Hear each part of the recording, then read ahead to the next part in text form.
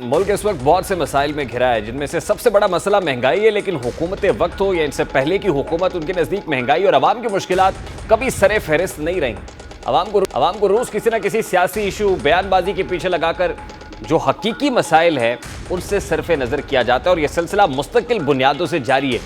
पंजाबी में इसे डंग टपाऊ पॉलिसी भी करार दिया जा सकता है। ये महीना तो आज़ादी का महीना था, लेकिन इस बार आवाम को जो बिजली के बिल मौसूल हुए हैं उसने हर पाकिस्तानी को बिल बिलाने पर मजबूर कर दिया है।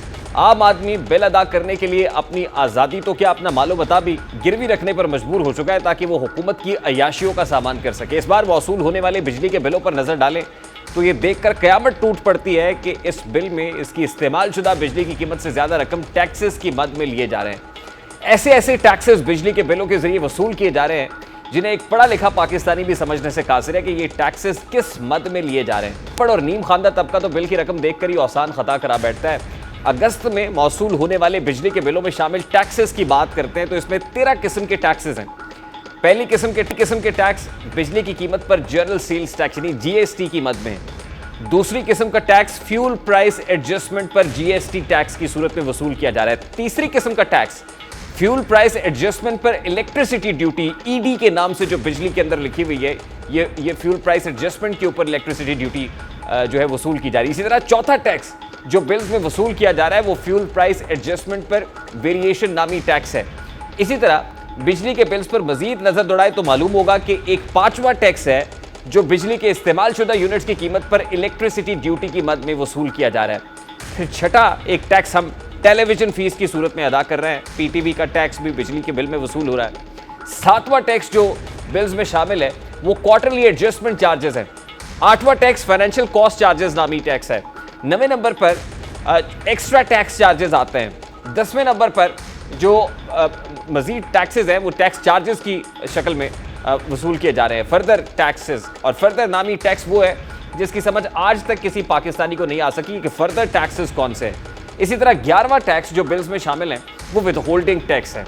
11वें नंबर पर हमें मीटर रेंट भी अदा करना है, जबकि मीटर की पूरी कीमत सारिफिन बिजली के हुसूल के वक्त भी अदा कर चुके हैं। इसके बावजूद भी माहाना बुनियादों पर इसका रेंट, जो मीटर का रेंट है, वो वसूल किया जा रहा है। मतलब एक चीज़ मुकम्मल तौर पर खरीदने के बावजूद भी इसे किराए पर दी गई चीज़ बताया जा रहा है। इसी तरह 13वीं किस्म का टैक्स इनकम टैक्स की सूरत में सारिफिन को अदा करना होता है। इन भारी भरकम टैक्सेस के बाद बिजली की असल कीमत तो सारिफिन को अदा करनी ही है, यानी जो असल बिजली की कीमत है वो अलग है, टैक्सेस अलग से हैं। इन टैक्सेस और बिजली की असल कीमत को मिलाया जाए तो इंकशाफ होता है कि सिर्फ 100 यूनिट बिजली का बिल 2472 रुपये बनता है। 102 यूनिट्स बिजली का बिल 3511 रुपये, यानी 2 यूनिट बढ़ने से 1039 रुपये जायद अदा करने होंगे। इसी तरह 200 यूनिट बिजली इस्तेमाल करने पर बिल तकरीबन 6885 रुपये अदा करना पड़ेगा, जबकि 202 यूनिट्स यानी सिर्फ 2 यूनिट्स मजीद बढ़े हैं, 200 क्रॉस किया है तो यही बिल 8223 रुपये तक जा पहुंचता है। यानी 200 यूनिट से ऊपर 2 यूनिट भी एक्स्ट्रा इस्तेमाल करने से बिल की कीमत 1338 रुपये, 1338 रुपये उसमें इजाफा हो जाता है। इसी तरह 300 यूनिट बिजली के इस्तेमाल पर बिल तकरीबन 12213 रुपये अदा करना पड़ता है, और 302 यूनिट्स इस्तेमाल करने पर यही बिल 14510 रुपये बन जाता है। यानी 300 यूनिट से 2 यूनिट्स ऊपर अगर आप इस्तेमाल करते हैं तो आपको 2297 रुपये इजाफी इस्तेमाल करने होंगे, जबकि हुकूमत दिन रात पाकिस्तानियों को यह बता रही होती है कि 200 या 300 यूनिट इस्तेमाल करने वालों को बिजली की कीमतों में इजाफे से कोई खास फर्क नहीं पड़ेगा। बात की जाए 300 से ऊपर यानी 400 यूनिट इस्तेमाल करने वालों के बारे में तो मालूम होता है कि 400 यूनिट्स के इस्तेमाल पर बिल 19,218 रुपये का अदा करना होगा, और 402 यूनिट्स इस्तेमाल करने पर यह बिल 20,000 यानी 19,000 से क्रॉस करेगा, 20,032 रुपये, 2,032 रुपये के इजाफे के साथ तकरीबन 21,250 रुपये हो जाएगा। 500 यूनिट इस्तेमाल कर लिए हैं तो फिर यह बिल तकरीबन 26,430 रुपये होगा। लेकिन अगर गलती से 502 यूनिट्स यानी 2 यूनिट्स इजाफी बर्न कर लिए हैं तो इस्तेमाल करने के लिए इसकी भारी कीमत चुकानी होगी, और वो 1175 रुपये इजाफी अदा करने होंगे, क्योंकि यह बिल 27,605 रुपये तक पहुंच जाएगा, और 600 यूनिट्स पर बिल तकरीबन 32,994 यानी 33,000 रुपये होगा। 602 यूनिट्स पर 1139 रुपये बढ़कर 34,133 रुपये का बिल आपको आएगा, और 700 यूनिट्स इस्तेमाल करने पर 39,690 रुपये बिल अदा करना होगा। लेकिन अगर आप 702 यूनिट्स इस्तेमाल कर लेते हैं तो आपको इन 2 यूनिट्स की इजाफी कीमत हकीकत में बिजली का 420 वोल्ट का झटका महसूस होगी, क्योंकि आपका बिल 5,294 रुपये बढ़कर तकरीबन 44,984 रुपये हो चुका होगा।